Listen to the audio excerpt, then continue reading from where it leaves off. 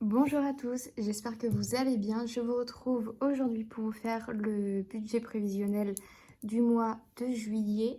J'ai eu ma fiche de paye, j'ai pas encore mon salaire, enfin à l'heure à laquelle vous voyez la vidéo, j'ai mon salaire, mais du coup j'ai ma fiche de paye, donc je sais exactement le montant que je vais percevoir pour ce mois de juillet. Donc on va pouvoir faire un budget prévisionnel qui sera réel si je continue à essayer de respecter ce que je me force à faire. Bref, pour le salaire, ce mois-ci, j'avais prévu dans ma tête, je m'étais dit je vais avoir 1150 et en fait j'ai 1272, donc pas mal.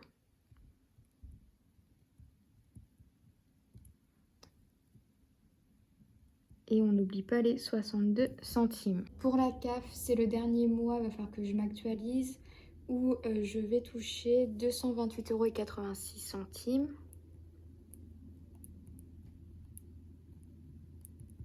Il est possible que ma prime d'activité reste soit pareille ou qu'elle augmente un petit peu, je pense, parce que j'ai gagné un peu moins ces 3 derniers mois comparé au mois d'avant. Pour autres, il y a zéro. J'ai été remboursée de tout. J'ai pas fait de vente Vinted du mois de juin, donc enfin ou très peu en tout cas, donc 0 €. J'attends rien du tout. Et plus ou moins sur le compte, il me reste, attention, 91 centimes. Ça, je suis pas très fière parce que normalement, il aurait dû me rester quasiment 10 €. Mais j'ai fait là les dépenses. Je suis allée chez le coiffeur, j'ai fait des magasins, enfin, j'ai vraiment pas compté. Du coup, j'ai pris beaucoup dans mes épargnes. Donc, en fait, je reste en positif, mais c'est parce que mes épargnes, elles ont pris un coup. Vous allez voir ça vendredi avec ma clôture du mois de juin. Mais je suis en positif, mais je suis pas très contente en fait. Alors, ça nous fait quand même un budget de 1502 €. 1502 € et 39 centimes. Alors j'avais préparé mes stylos de couleur, mais apparemment je suis pas du tout motivée à écrire en couleur. Alors pour les charges, je vais aller rapido parce que c'est toujours la même chose, il n'y a rien qui change, c'est toujours pareil. Mis à part que mes cotisations le mois dernier, j'ai payé 6 € au lieu de 7,16 €. Donc je sais pas pourquoi ils m'ont enlevé un peu plus d'1 €, mais c'est pas grave. Alors le loyer, on est toujours à 545,22 €. Cotisation, on a 7,16 €. Internet, 14,99 €. D'ailleurs, par rapport à mon loyer, tout ça, j'ai des petites questions. Je ne sais pas s'il y a quelqu'un d'entre vous qui a eu une alternance, enfin qui a repris ses études sous forme d'alternance. Et si jamais c'est le cas et que vous aviez un appartement, est-ce que ça vous a ouvert des droits par rapport aux APL?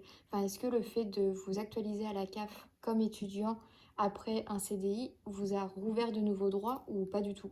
Genre, c'est une question que je me demande beaucoup, même si dans tous les cas, je vais faire mon changement à la mi-juillet pour dire que du coup, je suis plus salariée mais alternante. J'attends votre retour si jamais quelqu'un d'entre vous passe par là et a eu cette expérience. Téléphone, je suis toujours à 12,99 €. Ça revient beaucoup la question du comment ça se fait que je paye peu cher. Mais c'est parce que j'ai changé d'opérateur. Je suis allée chez Free. Et Free, la première année, j'avais des réductions. Le 19, c'était 14. Et ça, je crois que ça va être au lieu de 16, ça doit être 12 ou quelque chose comme ça, je pense. Je sais pas du tout. Mais dans tous les cas, je vais les rappeler avant septembre pour leur dire faites-moi un petit prix, j'ai pas envie que ça augmente, s'il vous plaît. Sinon, je vais voir ailleurs. EDF, je suis à 63,55 €. Donc ça, c'est toujours mensuel, pareil. Et après, on a mes assurances. Donc, assurance décès, j'ai 3 €.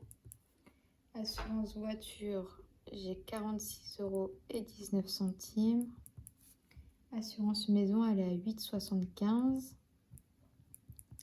€. Et la salle de sport, j'espère que je vais être prélevée qu'une fois ce mois-ci parce que c'est toutes les 4 semaines. Donc, avec les 5 semaines, tout ça, tout s'est décalé. Donc, le mois dernier, j'ai eu 2 prélèvements. Mais là, du coup, j'en prévois qu'un.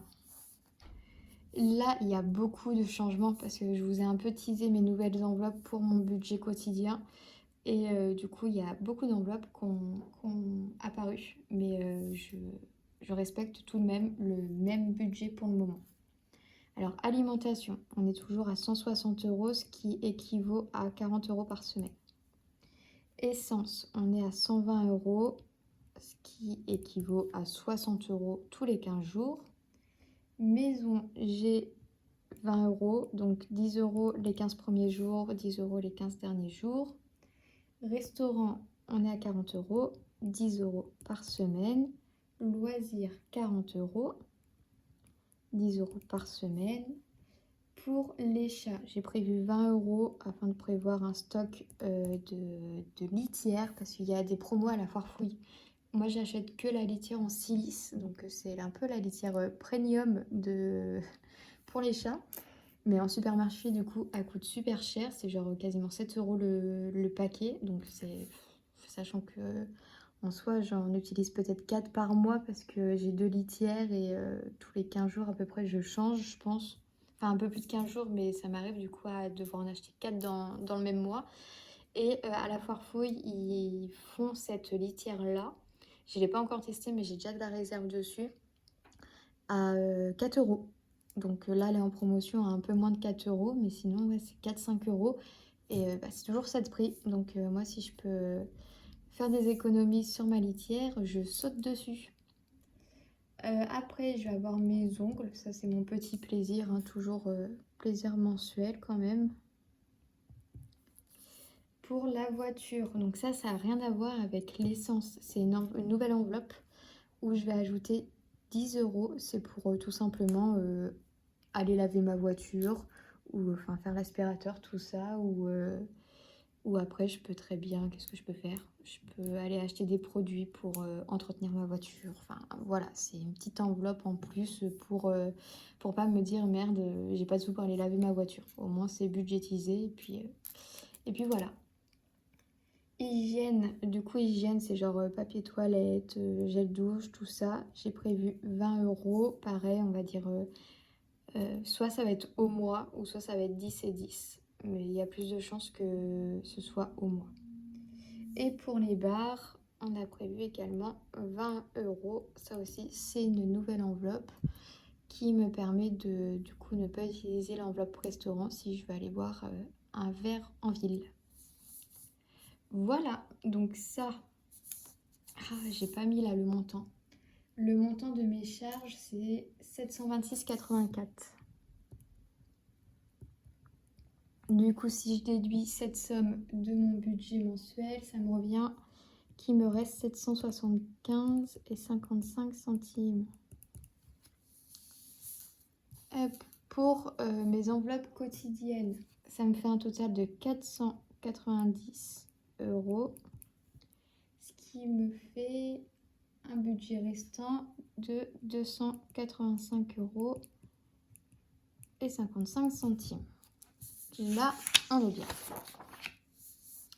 Ensuite, les enveloppes épargne. Comme vous savez, il y en a une petite nouvelle. La sortie, c'est une petite nouvelle. Alors, entretien, je suis toujours à 30 euros. Noël, on va mettre 20 euros. Anniversaire, je mets seulement 10. Le fonds d'urgence, il est vide. Du coup, on va mettre 40 euros.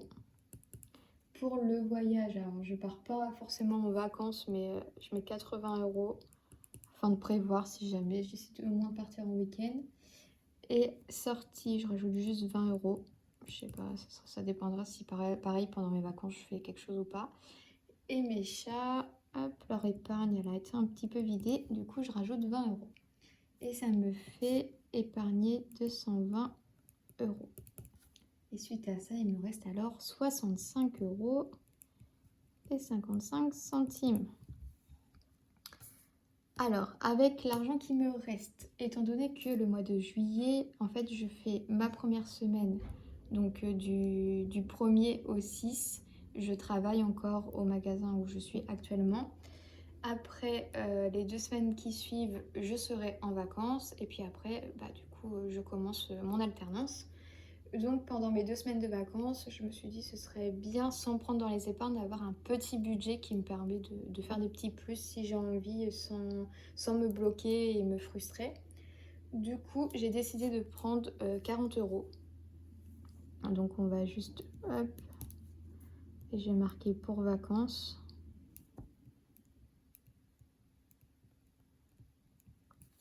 Et du coup, je vais venir prendre 40 euros. Mais ces 40 euros là vont être divisés en deux, ce qui va me donner 20 euros par semaine.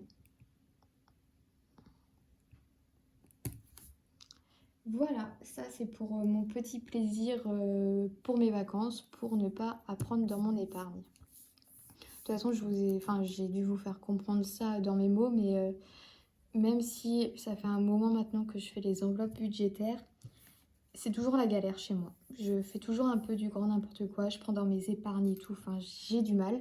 Et en fait, c'est juste que j'ai tellement envie d'épargner vite et beaucoup que je me prive. Sauf que moi, je fonctionne pas comme ça. Si je me prive un certain temps, au bout d'un moment, je pète un plomb et je vais faire que dépenser et ça va être l'enfer.